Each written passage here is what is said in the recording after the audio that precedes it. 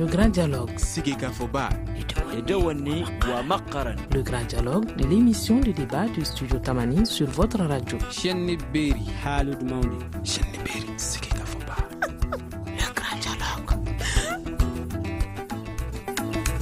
Mesdames, Messieurs, bienvenue dans ce grand dialogue. L'Europe fête demain le 9 mai, journée donc de l'Europe. 2017 est aussi cette année de célébration du 60e anniversaire à travers la signature du traité de Rome. L'occasion pour nous de parler de cette coopération entre l'Union européenne et le Mali. Comment se porte donc cette collaboration Mali-Union européenne? Quels sont les secteurs clés d'intervention de l'Union européenne au Mali? Comment améliorer la coopération en vue d'un partenariat gagnant-gagnant? Voici quelques questions et bien d'autres auxquelles nous allons répondre ici dans ce studio avec Cécile Tassin-Pelzer, le chef de la coopération à la délégation de l'Union européenne au Mali. Mamadou Mandjou Berté, il est le directeur Europe au ministère des Affaires étrangères. Sidiki Kone, coordinateur CONFED, c'est la cellule d'appui à l'ordonnateur national du Fonds européen de développement. Je suis Ousmane Diadje Touré pour vous présenter cette émission. Elle est mise en onde par Salim Diouara. Le grand dialogue. La coopération Mali-Union européenne date d'avant l'indépendance puisqu'elle est en selle depuis 1959 avec près de 2000 milliards investis dans notre pays depuis. La Fondation Hirondelle d'ailleurs bénéficie d'un accompagnement de l'Union européenne à travers ce projet Studio Tamani qui vous permet aujourd'hui donc de suivre cette émission débat. Donc merci. Alors Madame Pelzer, Madame Tassin-Pelzer, chef de la coopération à la délégation de l'Union européenne, comment se porte donc cette collaboration Mali-Union européenne? Tout d'abord. Merci, bonsoir à tous les auditeurs. En deux mots, je dirais qu'elle se porte bien, qu'elle est vivante, qu'elle est profonde et qu'elle est multiforme. Alors, qu'est-ce qui est prévu demain justement pour célébrer le 9 mai ? Alors, nous avons des festivités toute la semaine, en fait. Demain, c'est le volet plus protocolaire, diplomatique, avec une réception à la résidence de l'ambassadeur, notamment pour les membres du gouvernement, les missions diplomatiques, etc. Mais ensuite, entre le 10 et le 13 mai, donc à partir d'après-demain jusqu'à la fin de la semaine, là, nous avons des activités qui seront ouvertes au grand public, d'accès libre. Et ce sont les journées culturelles de l'Europe que nous organisons pour la première fois cette année, qui se passeront principalement à l'Institut français. Et ça, ce sont des journées qui sont organisées en collaboration avec les différentes ambassades des pays membres de l'Union européenne qui sont présentes au Mali. Et il y aura des expositions, il y aura des concerts, et il y aura des films, et puis aussi vendredi matin à l'université, il y aura une conférence, et c'est l'ambassadeur de l'Union européenne qui sera conférencier. La conférence portera sur les 60 ans du traité de Rome que vous avez mentionné et sur les enjeux, les défis et les perspectives de l'Union européenne. Merci. Alors nous avons également avec nous dans ce studio Mamadou Mandjou Berté, il est le directeur Europe au ministère des Affaires étrangères. On parle de près de 403 milliards de francs CFA sur la période 2014-2020. Ces chiffres, nous diront certainement, les auditeurs sont énormes, mais quel est l'impact de cette aide-là justement sur la vie du citoyen lambda? Je vous remercie, monsieur. Tout d'abord, je voudrais souhaiter bonne fête à tous les Européens qui vivent avec nous dans notre pays, au Mali. L'impact de la coopération Mali-Union européenne, à mon avis, est visible dans tous les secteurs, dans tous les compartiments de notre société, que ce soit dans le domaine du transport, dans le domaine de la gouvernance, dans le domaine de la sécurité, de la paix, dans tous les secteurs aujourd'hui, monsieur, pratiquement. Alors, comment justement le citoyen lambda, le Malien de la rue, pourrait justement bénéficier de ces apports-là? Je pense que les Maliens bénéficient déjà de ces apports. Qu'il s'agit des routes, par exemple, c'est utilisé par les Maliens. La paix, la sécurité, c'est pour la stabilité de notre pays. L'éducation, la gouvernance, c'est pour la stabilité du pays aussi. Tout le monde voit aujourd'hui Cap Sahel, tout le monde voit aujourd'hui l'UITM. C'est des choses qui sont visibles, qui sont palpables en réalité. C'est le quotidien des Maliens aujourd'hui, à mon avis. Merci. Nous avons également avec nous Sidiki Koné, c'est le coordinateur du CONFED, c'est la cellule d'appui à l'ordonnateur national du Fonds européen de développement. Alors, parfois, il y a toutes ces lourdeurs administratives autour justement du décaissement des différentes aides octroyées au Mali. Comment faire justement face aux urgences, hein? Est-ce qu'il y a moyen, par exemple, d'alléger le dispositif pour qu'on puisse entrer en possession de toutes ces aides-là assez rapidement? Merci, monsieur. Bonsoir à tous les auditeurs. Si vous voulez parler de procédure, en réalité, au niveau des procédures de l'Union européenne, nous avons été créés, n'est-ce pas, par le ministère des Affaires étrangères pour pouvoir accompagner et appuyer, n'est-ce pas, les bénéficiaires de ces aides-là, pour que, effectivement, ces procédures qui peuvent sembler lourdes puissent être mieux maîtrisées et mieux appuyées aussi dans ce domaine. Donc, quand on se réfère, n'est-ce pas, aux différents taux de décaissement, d'engagement d'abord et ensuite de décaissement, je peux vous affirmer que depuis le premier FED, comme vous l'avez souligné depuis 1959, jusqu'à nos jours, au niveau du 10e FED, nous avons un taux d'engagement de 100%, avec un taux de décaissement aussi qui est vraiment assez appréciable, parce que voisine déjà les 95-16%. Donc vous voyez qu'au niveau du taux de décaissement, c'est sans commune mesure, n'est-ce pas, avec d'autres partenaires techniques et financiers. Merci, les efforts sont faits donc en ce sens-là. Alors, Madame Tassin-Pelzer de l'Union européenne, on a souvent entendu parler, les analystes politiques nous ont parlé de ce fameux Brexit. Hein. Est-ce que ce Brexit va avoir un impact sur l'aide que l'Union européenne apporte à des pays comme le Mali, par exemple? C'est encore un petit peu tôt pour le dire, puisque en tout cas pour... vous savez, nous avons des engagements financiers pluriannuels. Pour l'instant, nous sommes dans le cycle 2014-2020. Dans les négociations qui vont avoir lieu entre l'Union européenne et la Grande-Bretagne, on va notamment discuter de la période 2018-2020, puisque nous étions partis sur l'hypothèse que la Grande-Bretagne participerait jusqu'en 2020. Maintenant, c'est sûr que pour le prochain cycle de financement, donc à partir de 2020, là, il faudra faire sans la Grande-Bretagne. Donc, oui, c'est possible qu'il y ait... il y aura forcément une réduction, et là je parle du budget global de l'Union européenne, puisque nous aurons la contribution britannique en moins. Ceci dit, la réduction ne sera pas forcément sur la coopération au développement.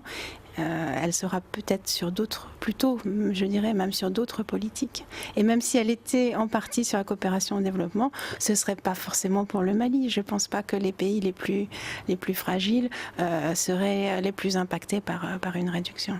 Merci. Alors, M. Berthet du ministère des Affaires étrangères, on reproche souvent à l'Union européenne de donner par la main droite et de récupérer justement par la main gauche avec un peu trop d'exigence. Qu'est-ce que vous en pensez ?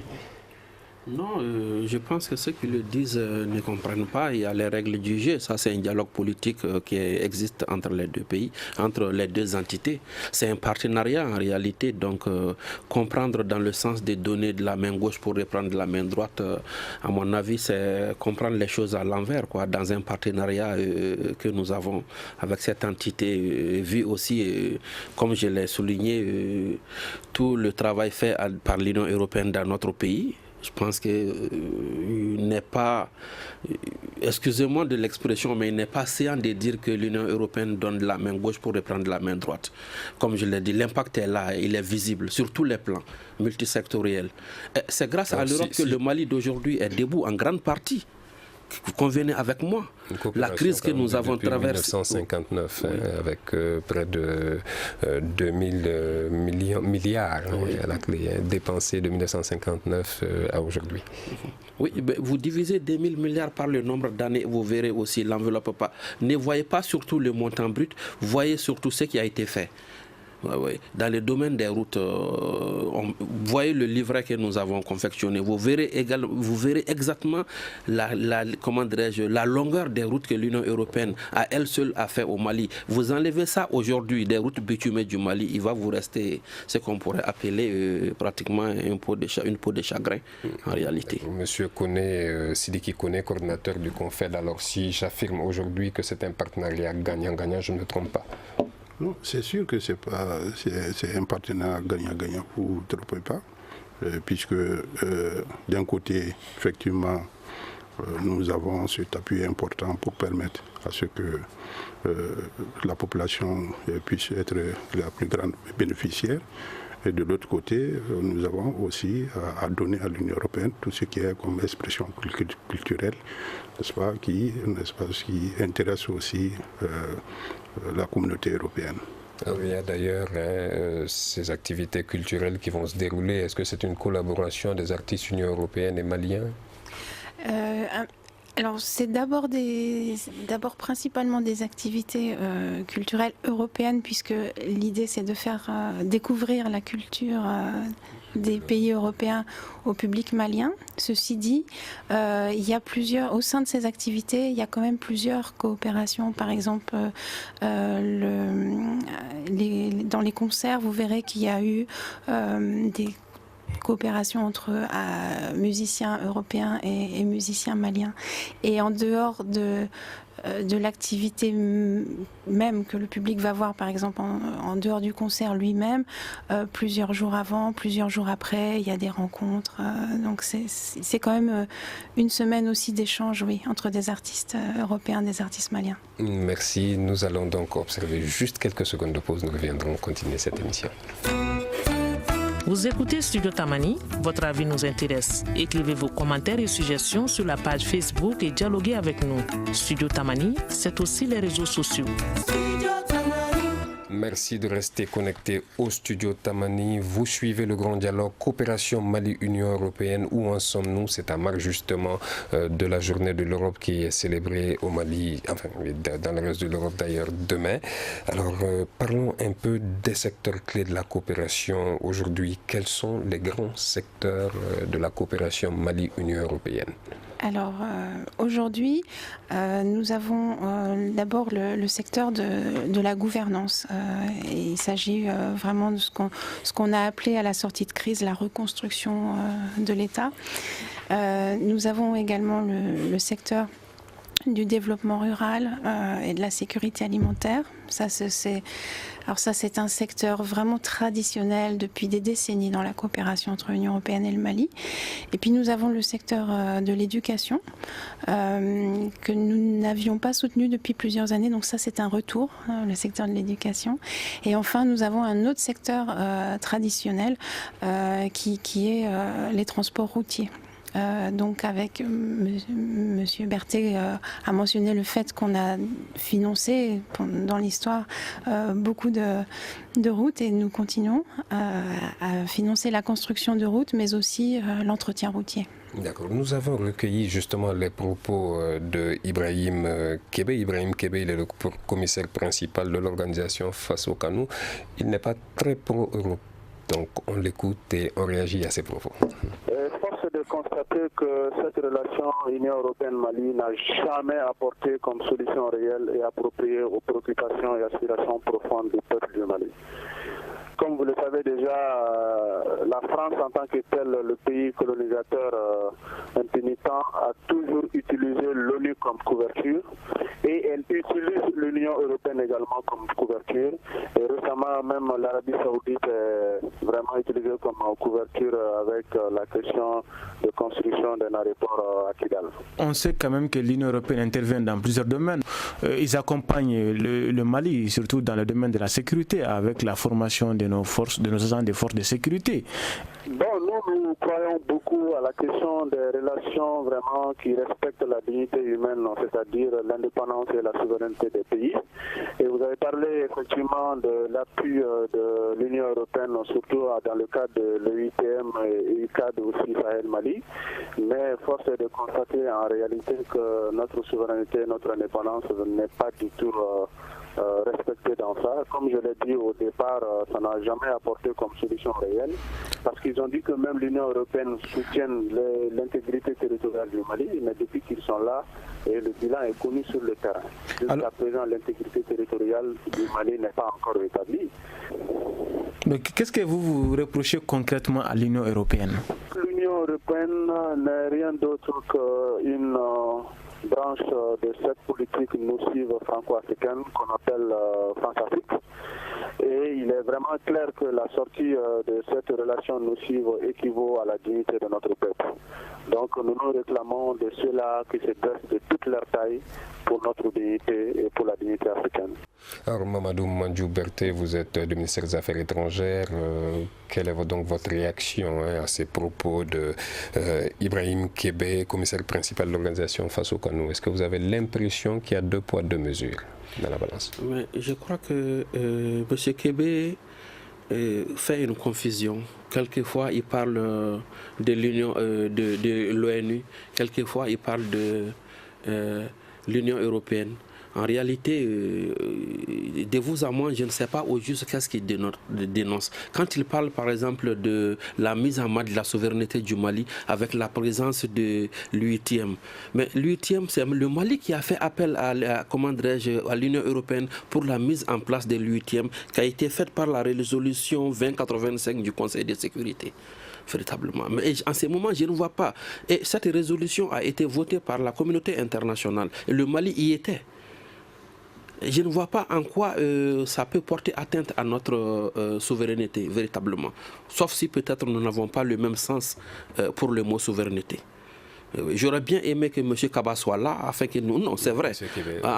Kébé soit là afin que nous discutions face à face par rapport à la question. En réalité. Sidiki Kone, coordinateur du CONFED, l'EUTM, c'est quand même depuis 2013 8000 militaires de formés au Mali. Ça a quand même un impact sur le terrain, non? 10 000 militaires. 10 000 au lieu de 8 000.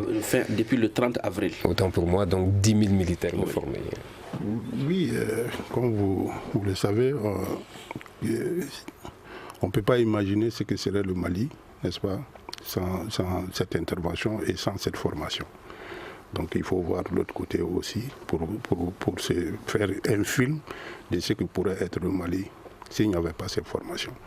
Moi je ne suis pas spécialiste du volet sécurité, mais tout ce que je peux vous dire, nous sommes dans un programme de construction de la route allant de Nyono jusqu'à Tombouctou. 584 km de route bitumée, une route financée par l'Union européenne sans contrepartie nationale.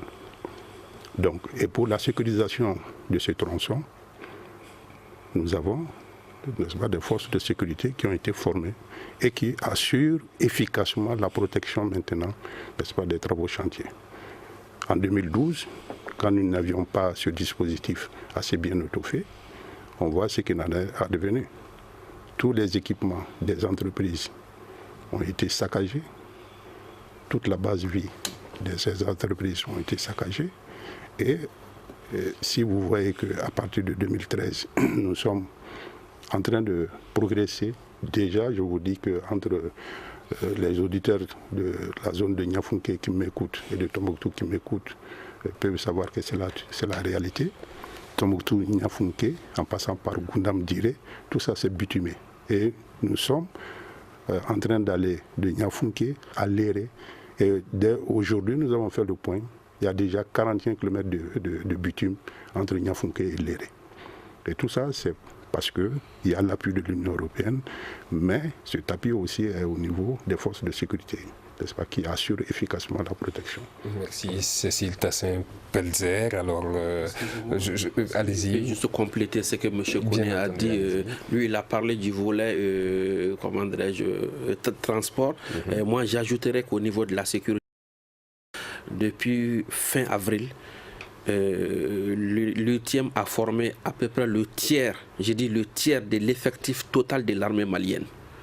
Soit, je pense, 8 GTA et 5 ETA, en réalité. Et ce qui fait environ 10 000 éléments. Merci. Alors, je vous laisse réagir au propos de M. Kébé.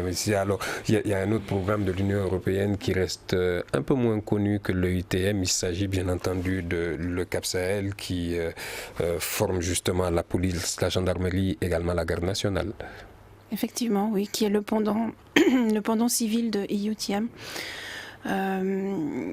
Non, pour revenir au propos de ce monsieur, je crois qu'il faut tout simplement rappeler que tout ce que nous faisons, c'est en partenariat avec le gouvernement malien et aussi avec, parfois directement aussi avec la société civile malienne, aussi avec des autorités locales maliennes. Tout d'abord, d'un point de vue stratégique, nous nous appuyons sur les politiques nationales maliennes. Que ce soit la politique de réduction de la pauvreté, les politiques sectorielles. Et au niveau de développement des projets, bien sûr, c'est en général, d'ailleurs, nous lançons des appels à propositions, c'est-à-dire nous demandons aux acteurs qui sont sur le terrain qu'est-ce que vous proposez de faire et nous évaluons leurs propositions. Si elles nous paraissent être bien pensées, alors nous les finançons. Donc nous ne sommes absolument pas là pour imposer quoi que ce soit. Nous venons demander aux Maliens quels sont vos besoins. Donc voilà ma réponse à ce monsieur. On voit également que l'Europe intervient dans l'humanitaire à travers justement ECHO, mais quels sont les secteurs privilégiés de l'humanitaire dans lesquels justement l'Union européenne intervient au Mali? Oui, effectivement, nous avons ce volet humanitaire. ECHO aujourd'hui au Mali est le premier partenaire financier des organisations humanitaires au Mali, notamment dans ce que nous appelons la résilience. Vous savez, ce passage entre vraiment les besoins les plus urgents et une construction de réponses plus durables avec un développement pour la population de pouvoir développer elle-même des activités qui pourront les faire vivre à plus long terme. Avec ECHO, nous sommes également dans le secteur de la santé au niveau local et d'autres secteurs en fonction évidemment des besoins les plus urgents et de ce que proposent les organisations humanitaires qui sont présentes sur le terrain et qui disent à ECHO voilà ce que nous proposons de faire dans telle zone en fonction de l'identification des besoins qui ont été faits. Magnifique. Alors, monsieur connaît du MAE, Mamadou Mandjou Berté, directeur Europe au ministère des Affaires étrangères du Mali. On a vu justement que ces problèmes de migration ont fait couler pas mal d'encre et de salive récemment au Mali. Avec le dernier sommet de la Valette, on a vu quand même que pour le Mali, seulement 99 milliards de francs CFA concernant 9 projets ont déjà été engagés à ce niveau. 9 projets ont été engagés, mais je pense que c'est environ 1000 milliards de francs CFA, c'est pas 99 milliards. C'est environ 151,5 millions d'euros en vérité. Et je voudrais vous signaler que nous sommes l'un des plus grands bénéficiaires de ces fonds fiduciaires en Afrique au sud du Sahara également. Oui. Donc c'est dire que nous saluons la mise en place de ces fonds qui permet quand même de lutter contre le phénomène de la migration dans ses racines les plus profondes. Parce qu'en vérité, il peut pas y avoir on ne peut pas freiner la migration, mais il s'agit peut-être d'en faire une migration contrôlée. Et à travers une concertation triangulaire entre les pays de départ, les pays de transit et les pays d'accueil. Voilà. Et on parle justement d'un rapport récent fait état justement de l'apport des migrants. Un rapport récent fait état de l'apport des migrants étant plus conséquent justement que l'aide au développement que nous apporte l'Union européenne et d'autres structures. Qu'est-ce que vous répondez à cela? En fait, dans un État, tous les apports sont complémentaires, en vérité. il y a l'apport des Maliens qui sont à l'extérieur, il y a l'apport des Maliens qui sont à l'intérieur, nos secteurs privés, les opérateurs économiques, il y a aussi les PTF qui apportent des ressources additionnelles supplémentaires, qui est la mobilisation des ressources extérieures. C'est l'ensemble qui fait un pays. Donc je pense que essayer de voir sous l'angle de la comparaison ne me paraît pas très juste en vérité. D'accord, alors nous avons également Sidiki Koné, coordonnateur du CONFED. Quels sont les autres secteurs dans lesquels vous intervenez justement au niveau du CONFED? Bon, vous avez tantôt parlé de construction des routes, mais est-ce qu'il y a d'autres projets dont on n'a pas parlé ici? Bon, en plus des routes, comme l'a dit Madame la chef de coopération, quand on parle de gouvernance, c'est un tout.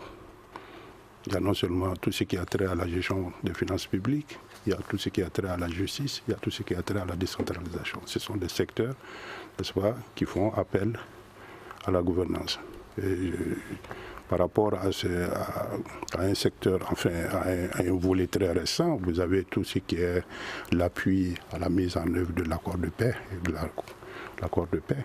Donc tout ça, c'est vraiment dans un paquet qu'on appelle gouvernance. Donc voilà, c'est ce qui complète en tout cas les différents volets qui ont été énoncés par Madame la chef de coopération. Merci. Alors, Cécile Tassin-Pelzer, chef de la coopération à la délégation de l'Union européenne au Mali.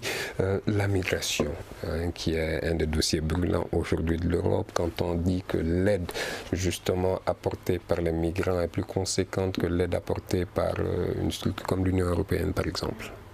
Bon, sur cette question précise, M. Berthet, je crois, a déjà répondu. Nous intervenons notamment sur, non pas sur la partie positive de la migration. Bien sûr qu'il y a que les transferts des migrants, c'est quelque chose de très positif. Mais la migration, c'est pas seulement ça. Il y a aussi le côté dramatique de la migration, et c'est surtout là-dessus que l'Union européenne se mobilise. Je parle des migrants qui sont exploités par des passeurs, qui meurent dans le désert, dans le Sahara, qui meurent en mer aussi. Et j'en parle, excusez-moi, j'en parle toujours avec émotion, mais il s'agit de ça aussi. Il s'agit d'éviter des drames. On n'est pas du tout, on veut pas du tout s'attaquer aux migrants réguliers qui ont du succès en Europe, et on en est très content, et ils contribuent bien sûr aussi à la prospérité européenne. Non, on parle vraiment des côtés dramatiques de la migration. Est-ce que vous pensez que le sommet de La Valette de novembre 2015, les résolutions de ce sommet ont apporté justement des solutions idoines? Il y a un plan d'action qui a été conjointement développé et approuvé. Quand je dis conjointement, c'est à la fois par la partie européenne et par la partie africaine. Tous les documents qui sont sortis de La Valette sont des documents conjoints. Et ce plan d'action, une partie est déjà en œuvre, et il y a aussi encore une bonne partie qui reste à mettre en œuvre, et c'est ce à quoi nous nous attelons tous les jours en développant justement des projets. Donc oui, pour répondre à votre question, je pense que La Valette a effectivement défini les solutions qui restent encore en partie à mettre en œuvre. Merci. Une réaction, un avis, un commentaire. Réagissez sur la page Facebook de Studio Tamani et restez connectés avec nous. Studio Tamani sur les réseaux sociaux pour vous faire entendre. Merci de rester connecté au Studio Tamani. Vous suivez le grand dialogue qui parle de coopération Mali-Union européenne. On dresse l'état des lieux justement à marge de la journée de l'Europe qui sera célébrée demain. Nous recevons sur ce plateau Cécile Tassin-Pelzer, elle est chef de la coopération à la délégation de l'Union européenne. Mamadou Mandiou Berthet, directeur Europe au ministère des Affaires étrangères. Sidiki Koné, coordinateur CONFED, c'est la cellule d'appui à l'ordonnateur national du Fonds européen de développement. Merci Merci, monsieur, de rester connecté avec le studio Tamani.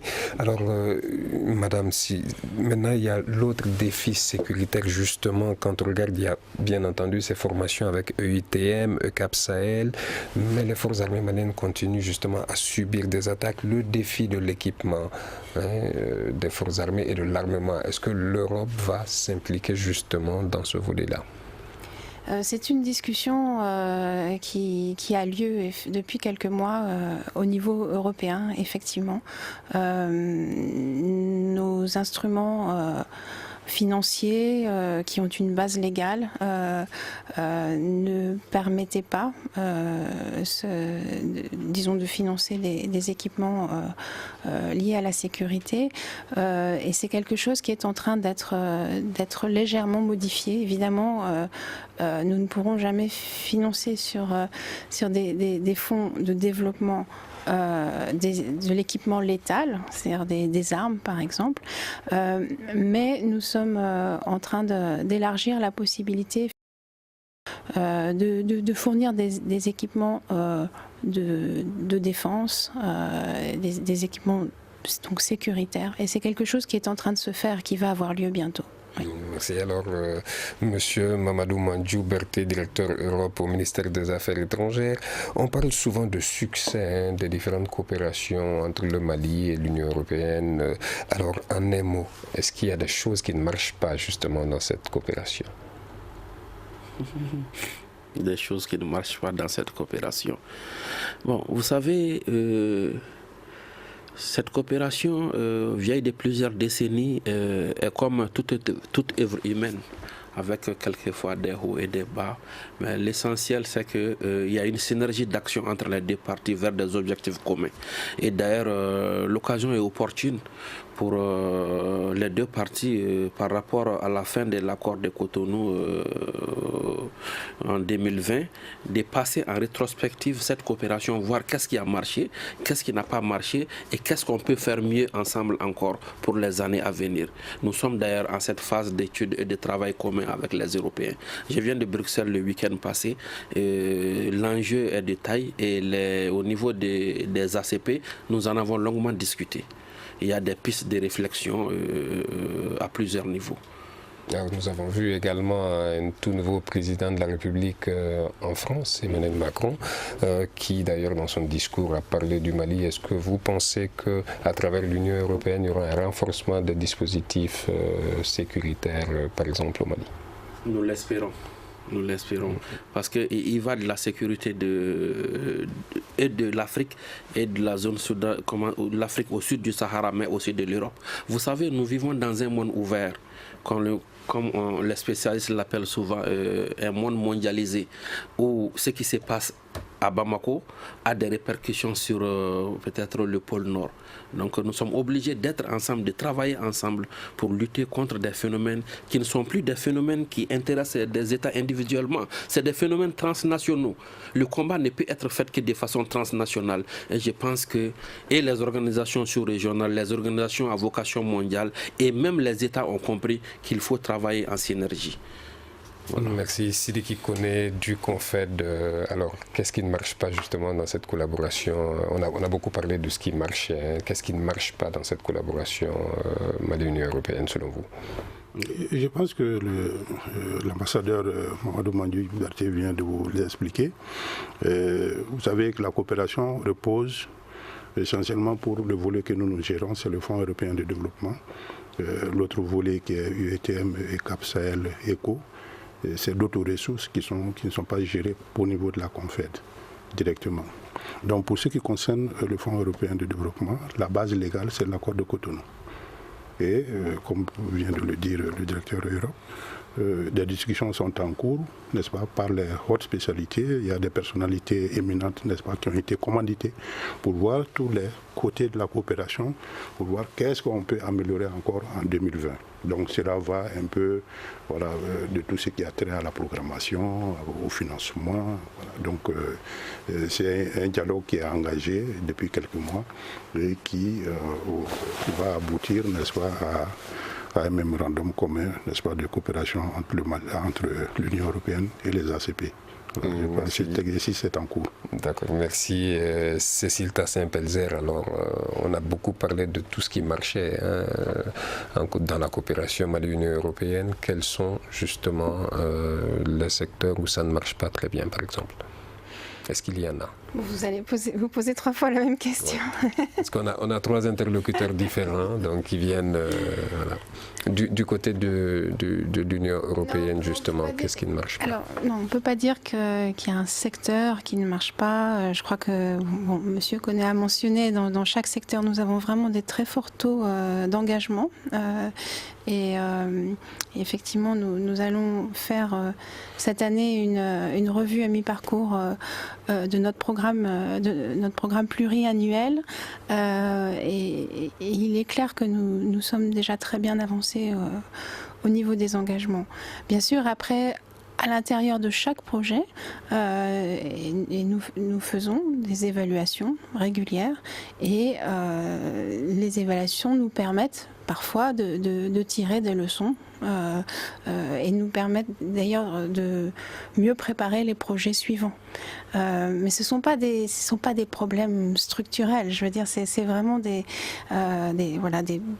problèmes conjoncturels et que nous veillons, nous essayons toujours de nous améliorer et de voilà. Et puis nous devons aussi, si vous permettez, nous adapter aussi aux grandes politiques mondiales, européennes. Et donc, cette année, c'est aussi l'année des objectifs du développement durable dans le cadre des Nations Unies.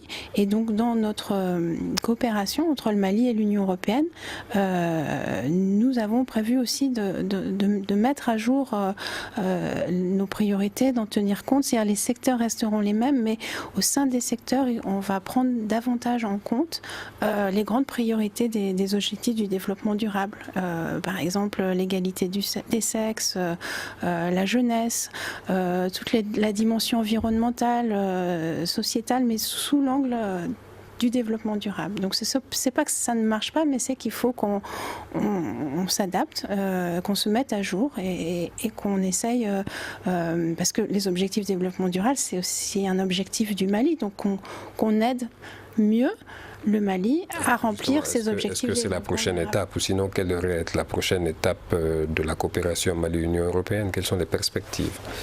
Alors, les perspectives, donc pour l'instant, on va faire cette revue à mi-parcours, mais pour l'instant, on est engagé dans un cycle financier jusqu'en 2020. Mais c'est vrai que dans les 2 années suivantes, il faudra préparer la suite, préparer l'après 2020. Voilà. Après 2020, est-ce que l'Europe va justement être impliquée dans les prochaines échéances électorales au Mali, aider à l'organisation? C'est à l'étude. En 2018. C'est à l'étude. Monsieur Mamadou Mandjou Berté, alors quelles sont les perspectives justement au niveau du ministère des Affaires étrangères, ou est-ce que vous aimeriez que l'Europe appuie un peu plus? Bon, comme on l'a dit, nous avons tenu un séminaire en 2016 sur la coopération Mali-UE, qui a fait un diagnostic de cette coopération. Et à travers ce diagnostic, on a demandé quand même un renforcement de l'intervention de l'Union européenne dans certains secteurs, comme l'appui à la société civile, d'autres secteurs vitaux également du Mali, par rapport à la situation que nous vivons et que depuis 2012. Donc voilà un peu en gros, quoi. Merci. Alors du côté du CONFED, quelles sont les perspectives justement? Est-ce que vous aimeriez que l'Union européenne agisse plus dans un secteur? Je pense que, comme l'a dit tout de suite, il y a des enjeux, n'est-ce pas, qui apparaissent de plus en plus, n'est-ce pas, qui sont liés à l'atteinte des objectifs. Et il y a voilà, pour tout ce qui concerne un peu le respect du genre, ça c'est vraiment une problématique qui est aussi nationale. Je pense que vous n'êtes pas ça. C'est assez délicat quand on voit que le gouvernement ne respecte pas le quota de 30% déjà. C'est vous qui le dites déjà. Donc il y a le volet du changement climatique. n'est-ce pas, comme vous n'êtes pas sans savoir, c'est une problématique, mais ça. Et le Mali a bénéficié déjà d'un fonds, n'est-ce pas, d'un programme de lutte contre le changement climatique qui est en cours. La convention vient d'être signée il y a quelques semaines. Et le programme va être mis en œuvre à travers le ministère de l'Environnement. Il y a tout ce qui a trait aussi à l'emploi professionnel, n'est-ce pas, à l'emploi des jeunes. Donc ce sont des secteurs qui sont assez vitaux et pour lesquels sont en train de prendre en charge, n'est-ce pas, au niveau des différents programmes. Vous avez, Madame la chef de coopération vous a parlé aussi de l'entretien routier. À ce niveau, c'est un entretien routier basé sur la problématique IMO, haute intensité de main-d'œuvre. Ça, c'est exécuté actuellement par le ministère de l'Équipement et du Désenclavement. Donc voilà, c'est des volets sur lesquels nous sommes en train d'appuyer aussi bien au niveau gouvernemental certainement qu'au niveau de l'Union européenne pour que ça puisse émerger afin que les objectifs des ODD puissent être atteints. Merci. Alors Cécile Tassin-Pelzer, M. Koné l'a dit tout à l'heure, hein, l'environnement où l'Europe a quand même investi plus de 30 milliards d'euros justement, l'environnement et la sécurité alimentaire. Oui.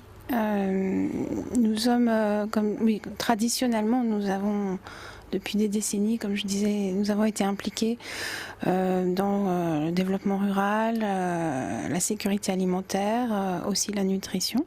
Nous avons notamment beaucoup travaillé dans la région de Ségou, vous savez, la zone de l'Office du Niger, les périmètres irrigués, pour augmenter la capacité du Mali à produire sa propre alimentation. Mais c'est vrai que depuis quelques années, nous sommes encore plus dans une dimension environnementale et de lutte contre le changement climatique qui nous concerne tous. Et donc ça peut être notamment de la reforestation, y compris d'ailleurs dans ces mêmes zones dont j'ai parlé. Et c'est aussi, quand on parle d'agriculture, ce sont des manières de produire qui sont peut-être plus orientées vers un développement durable et pas seulement dans des perspectives à court terme, mais de voir vraiment à long terme quels seront les impacts de ces productions, par exemple. Merci beaucoup. Ceci met donc un terme à notre émission d'aujourd'hui, mesdames et messieurs. Merci de l'avoir suivi.